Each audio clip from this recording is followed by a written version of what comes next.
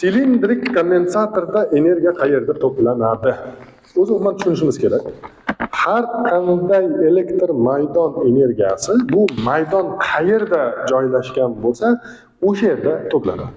Elektr maydon energiyasi qayerda bo'ladi deydigan bo'lsak, elektr maydon energiyasi maydon tarqalgan joyda bo'ladi. Endi ikkita o'sha silindrik kondensatorda ichki va tashqi kondensatorlarni oladigan bo'lsak, ichkarisi aytaylik plus zaryadlangan bo'lsa, tashqarisi minus zaryadlangan bo'lsa, plus bilan minusning orasida elektr maydon yuzaga keladi.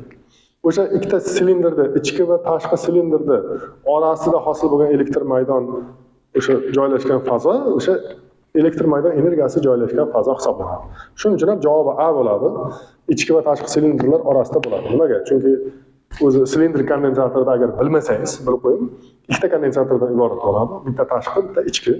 Masalan, ichkisi musbat, tashqisi manfiy zaryadlangan bo'lsa, o'sha orasida elektr maydon bor. Ichki tashqi silindrlarda, ichma joylashgan silindrlar orasida maydon bor. O'sha maydon turgan joyda elektr maydon energiyasi ham joylashgan bo'ladi.